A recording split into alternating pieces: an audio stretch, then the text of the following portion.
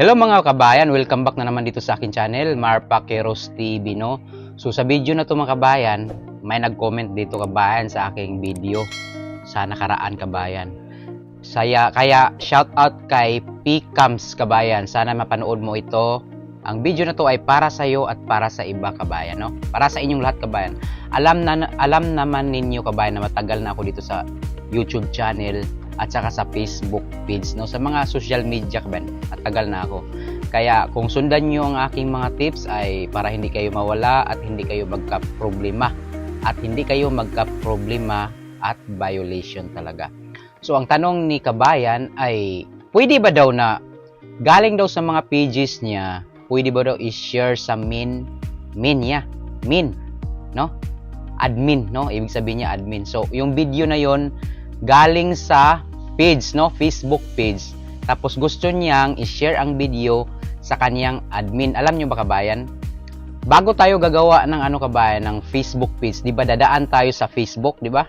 Yung pages natin, yung page natin, Facebook page, nasa loob ng Facebook, 'di ba? Yung Facebook na yun yung admin natin, no? Hindi tayo makakagawa ng page kung walang Facebook, 'di ba?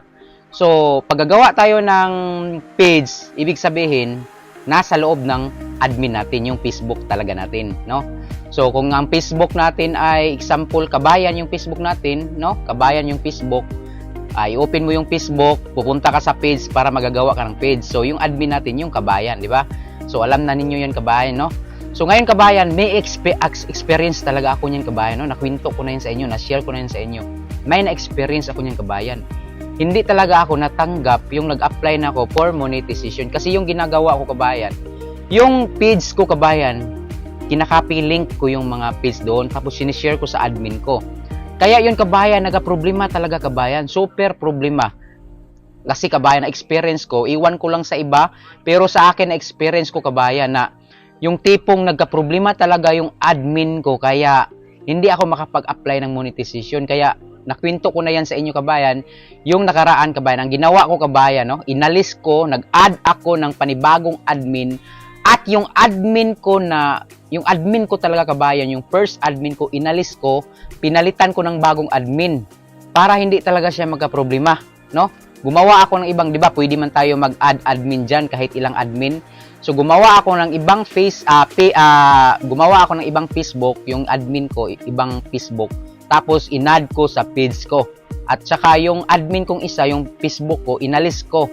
Kaya yung nag-apply na ako for monetization, na-approve naman.